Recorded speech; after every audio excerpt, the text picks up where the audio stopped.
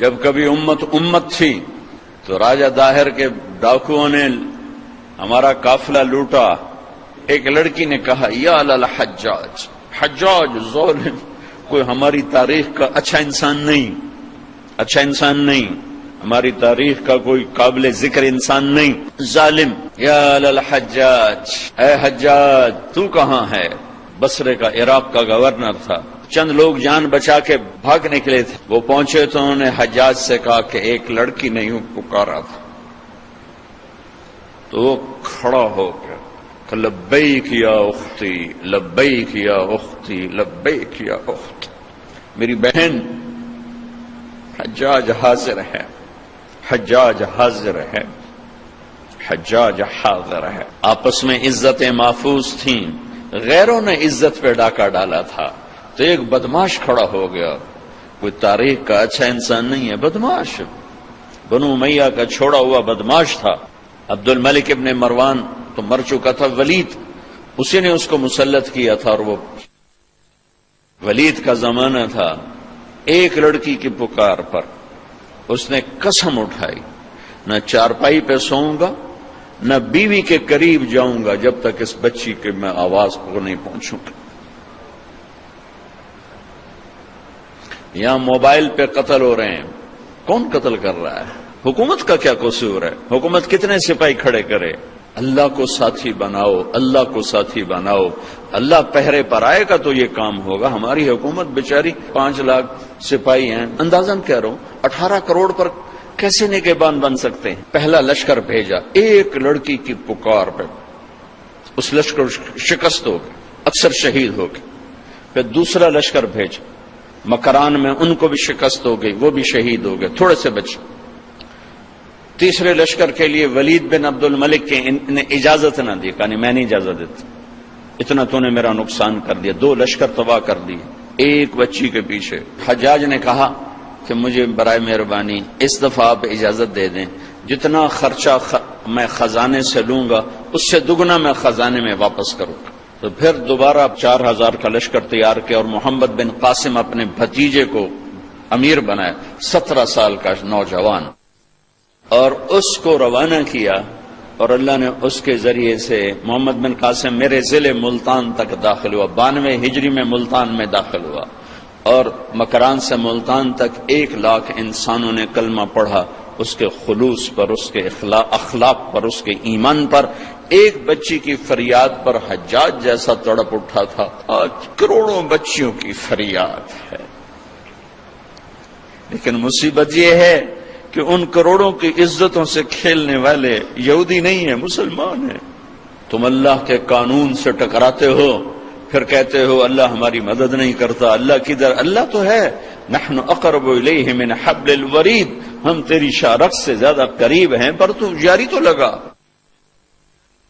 ابو مالک رضی اللہ تعالیٰ عنہ کو چور پڑ گیا، صحابی ہیں، طائف سے آ رہے تھے، راستے میں چور پڑ گیا. کہنے کہ میرا مال لے لے، مجھے کیا کرے گا؟ کہا نہیں تجھے بھی قتل کروں گا، ورنہ تو جا کے عمر کو میری شکایت لگائے گا، میں پکڑا جاؤں گا. کہنے کہ پھر 2 رکعت تو پڑھنے دے، آخری نماز کا پڑھ لے. نماز سے کیا ہوتا ہے؟ نماز سے کیا ہوتا ہے؟ نماز پڑھی، 2 نفل پڑھے، یا ودود یا ذا العرش المجید یا فعالا لما یرید. ہائے ہائے ہائے، اللہ کو جو پکارا اور اس نے تلوار اٹھائی کہ یا ارحم الراحمین، یا ایک دفعہ یا ارحم الراحمین، تو ایک دم آواز آئی لا تقتلہ، اسے مت قتل کرو. اس نے ادھر دیکھا، کوئی ہے؟ کوئی بھی نہیں. تو اس نے پھر تلوار اٹھائی، انہوں نے کہا یا ارحم الراحمین. پھر ایک آواز آئی لا تقتل، مت مارو. پھر اس نے ادھر دیکھا، کوئی نظر نہیں آیا. پھر انہوں نے تلوار اٹھائی کہ یا ارحم الراحمین. تو ایک دم ایک سوار ظاہر ہوا گھوڑے پر، اس کے ہاتھ میں نیزہ تھا. تو اس نے آتے سیدھا اس کے سینے کے پار کیا. وہ چور گرا اور اس کے جسم کو آگ لگی، راکھ بن گئی. ابو مالک رضی اللہ تعالیٰ عنہ فرمانے لگے میرے بھائی کون ہو؟ اللہ نے میری مدد کی تیرے ذریعے سے. یہ نہیں کہا کہ تو نے میری مدد کی، کہا اللہ نے میری مدد کی تیرے ذریعے سے. تو انہوں نے فرمایا ارے میرے دوست، جب تو نے اللہ کو پکارا فَكَانَتْ لِأَبْوَابِ السَّمَاءِ قَعْقَعًا، جب تو نے کہا یا ودود یا ذا العرش المجید، جب تو نے یا ارحم الراحمین کہا تو ساتوں آسمان کے دروازے لرز اٹھے، کانپ اٹھے. جب تم نے دوبارہ پکارا تو آسمان کے فرشتوں میں چیخ و پکار مچ گئی. جب تم نے تیسری دفعہ پکارا تو میرے اللہ نے کہا کون ہے میرے بندے کی مدد کے لیے تیار؟ تو میں نے عرض کی یا اللہ میں تیار ہوں، کہ میں ساتویں آسمان کا فرشتہ ہوں. جب اس نے پہلی دفعہ تم پہ تلوار اٹھائی تو میں نے ساتویں آسمان سے پکارا لا تقتل، مت مارنا. جب اس نے دوسری دفعہ تلوار اٹھائی تو میں پہلے آسمان پہ پہنچ چکا تھا اور میں نے کہا لا تقتل، مت مارنا. اور جب اس نے تیسری دفعہ تلوار اٹھائی تو میں تیری مدد کو پہنچ چکا تھا. اور جو بھی اللہ کو ایسے پکارے گا اللہ اس کی مدد کو آئے گا. رات مجھے حرم سے فون ہے ایک دوست کا کہ میلوں میل ٹریفک بند ہے، سڑکیں پیک ہیں، سر ہی سر نظر آ رہے ہیں، انسانوں کا جنگل نظر آ رہا ہے. لمبی دعا مانگی گئی ہے، ایک آدمی نے دروازے کھلوا لیے. 50 لاکھ آدمی اکٹھے، دروازے کیوں نہیں کھل رہے؟ اور ابھی 29 کی رات کو اس سے بھی بڑا مجمع آنے والا ہے. 6 میل تک صفیں ہوں گی. اس دفعہ 6 کلومیٹر تک سعودی گورنمنٹ نے سپیکر لگا دیے ہیں. اور بھائیو ایک ہو پکارنے والا، عرش ہل جاتا ہے. یہاں 1 کروڑ پکار رہے ہیں.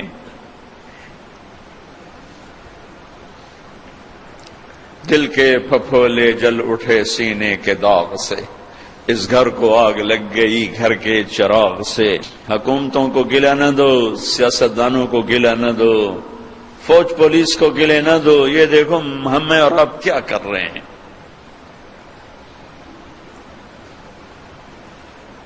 90% پاکستانی نماز نہیں پڑھتے، پاکستانی جھوٹ بولتے ہیں، دھوکہ دیتے ہیں، فراڈ کرتے. پاکستان اللہ بخشش فرمائے چودھری رحمت علی کی، کیا خوبصورت نام رکھا تھا، پاک زمین. نام ہو پاک زمین اور سود کے بازار گرم ہوں، اور فیصل آباد کے 8 بازاروں میں کھوٹ، ملاوٹ، جوا، سٹا، دھوکہ، فریب، فراڈ ہو. مسجدیں فرقہ واریت کی آگ بڑھکا رہی ہوں، گھروں میں مائیں ذلیل ہو رہی ہوں. بھائیو جاتا رمضان ہے، میں گزارش کرتا ہوں اللہ سے صلح کرو، یہی ہمارے مسائل کا حل ہے. یہاں یہ تو بیچارے ہمارے جیسے عام انسان ہیں. شیخ عبد القادر جیلانی تاجدار اولیاء وزیر اعظم ہوں، جنید بغدادی سید الاولیاء وہ وزیر اعلیٰ ہوں، حسن بصری صدر پاکستان ہوں، اور فیصل آباد کے بازاروں میں جھوٹ بھی ہو، سٹا بھی ہو، چوری بھی ہو، جوا بھی ہو، اور رات کو شراب کی محفلیں بھی ہوں، زنا بھی ہوں، گھنگرو بھی ہو. اللہ کی قسم اتنی بڑی ہستیاں بھی میرے دیش کی تقدیر نہیں بدل سکتی. حضرت ام عائشہ نے پوچھا یا رسول اللہ انہلک وفینا الصالحون، کیا نیک لوگوں کے ہوتے بھی ہم ہلاک ہو جائیں گے؟ قال اذا کثر الخبث، عائشہ جب گناہ زیادہ ہوں گے نیکوں کے بھی نہیں سنی جائے گی. تو میرے بھائیو یہ مبارک مہینہ جا رہا ہے اور رات 27ویں کی آ رہی ہے. اس وقت بھی توبہ کرو اور اللہ سے رجوع کرو. میں نے بات شروع کی تھی، نماز سے بات شروع کی تھی، پھر دائیں بائیں میں چلا گیا. میں یہ عرض کر رہا تھا ایک نماز نہ چھوڑو، جیسے شروع کی ہے اسے شروع رکھو. ایک اپنے گھروں سے لڑائی جھگڑے نکال دو، نفرت کے بول نکال دو، آپس کی نفرتیں نکال دو، اپنے بازاروں سے جھوٹ نکال دو، سود نکال دو، ترازو کے ناپ تول کی کمی نکال دو، ملاوٹ کھوٹ نکال دو۔ حکومتیں سود نہیں ختم کریں گی، تم سود ختم کرو گے، تم کو ہم سود پہ کام نہیں کریں گے۔ قتیبہ بن بکار رحمت اللہ علیہ ایک بزرگ تھے مصر میں، ملک کافور ایک شیدی بادشاہ تھا، ان کے درس میں آ کے بیٹھا کرتا تھا، ان کا واز سنتا تھا۔ 18 سال ان کی محفل میں حاضر رہا اور ہر سال 1000 دینار ان کو گفٹ کیا کرتا تھا۔ 1000 دینار، 1000 دینار 2 کروڑ روپیہ بنتا ہے۔ 18 سال ان کو دیتا رہا۔ 19ویں سال ایک غلط فتوے پہ دستخط لینا چاہے۔ ان کی حیثیت بہت بڑی تھی، قتیبہ بن بکار رحمت اللہ علیہ، ان کا فتویٰ چلتا تھا، مصر ان کے حکم کو سامنے رکھ کے چلتا تھا۔ عوام، آج کی عوام تو علماء سے جڑی ہوئی نہیں، عوام کا بھی قصور ہے، علماء کے بھی قصور ہے، انہوں نے منصب کو نہیں پہچانا، انہوں نے علم کو نہیں پہچانا۔ انہوں نے کہا حضرت یہ ایک فتویٰ ہے، اس پہ آپ دستخط فرماتے۔ قتیبہ بن بکار فرمانے لگے کافور یہ تو غلط ہے، میں کیسے دستخط کروں؟ کہا حضرت کوئی نہیں، سب چلتا ہے، آپ کریں نا۔ میں نہیں کر سکتا، میں نے اپنے لکھے کا اللہ کو جواب دینا ہے۔ ہم تو ہر چیز سے بانجھ ہو گئے نا۔ اس نے کہا حضرت آپ ہمارا ہی کھاتے ہیں اور ہمیں ہی آنکھیں دکھاتے ہیں، آپ میرے 18,000 دینار واپس کریں، ٹھیک ہے، فتویٰ نہ دیں۔ اس کو خیال تھا غریب آدمی، بھوکا آدمی، کہاں ہوں گے اس کے پاس 18,000 دینار جو بھی مجھے واپس کرے گا؟ 36 کروڑ روپے تو آج بڑے سے بڑا تاجر ایک دم واپس نہیں کر سکتا۔ تو کہا میرے پیسے یہاں رکھو یا یہاں دستخط کرو۔ گھر تشریف لے گئے، 18 تھیلیاں مہر لگی ہوئی، مور بھی نہیں کھلی، مور کھول کے وکھنت سی ہے کی، سربا مہر اسی طرح مہر لگی ہوئی 18 کی 18 تھیلیاں لا کر اس کے منہ پہ مار کے کہا میرے ایمان کی اتنی قیمت لگائی،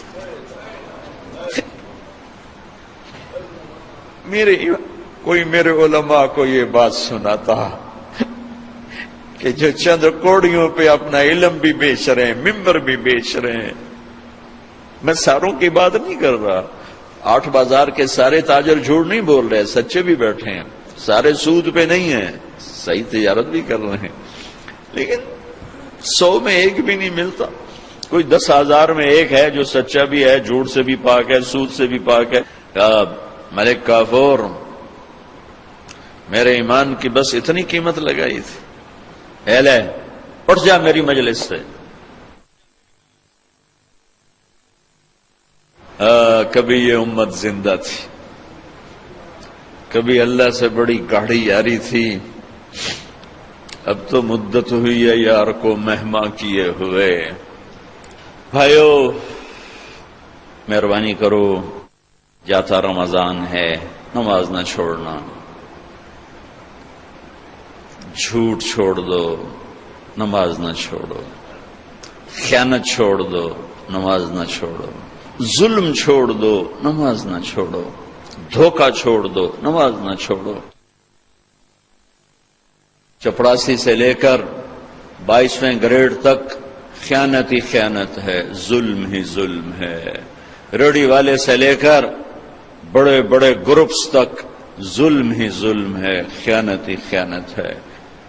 اور یہ جاتے رمضان کی طاق 2 راتیں، ایک آج کی رات ہے اور ایک پرسوں کی رات ہے۔ شب قدر اللہ ہی جانے گزر گئی یا ان 2 راتوں میں کوئی ایک ہے، بہرحال اگر وہ گزر بھی گئی ہے تو طاق راتوں کی برکت یقیناً باقی راتوں سے زیادہ ہے۔ تو اپنے اللہ سے مانگو بھی صحیح، روت ہو وہ بھی صحیح، اور ہمت اور ارادے بھی کرو۔ کسی پر زیادتی کی ہے معافی مانگو، کسی کا حق دبایا ہے واپس کرو، کسی پہ ظلم کیا ہے مرنے سے پہلے معافی مانگو۔ اپنی کمائیوں سے جھوٹ، سود، سٹا، جوا، ان سے اپنے آپ کو بچاؤ۔ بچاؤ بچاؤ بچاؤ. رزق حلال ہمیشہ برکتیں لاتا ہے اور رزق حرام ہمیشہ تباہی اور ہلاکت لاتا ہے. پاکستان میں ہزاروں عیب ہیں، لیکن یہ جو تبلیغ کا کام یہاں ہو رہا ہے، اللہ کی قسم یہ عجب شے ہے، یہ عجب شے ہے. میں آپ سب کی محنت کرتا ہوں کہ تبلیغ میں ضرور وقت دیں، آپ کو بہت فائدہ ہوگا. زمانے کے بعد ایک کام ملا ہے جو فرقہ واریت سے پاک ہے، جو اندر کے بغض اور نفرتوں سے پاک ہے، جو سب کو عزت دے کر ان کو ان کے عقیدے کو چھیڑے بغیر ان کو دین پہ چلنے کی دعوت دے رہا ہے. اگر ہم سب ایسے کریں تو مذہبی نفرت ختم ہو جائے تو ہمارا ملک زندہ ہو جائے. اور پتہ نہیں کتنی نفرتیں ہیں، یہ تو ایک نفرت ہے جو میں نے ذکر کی ہے. اللہ ہم سب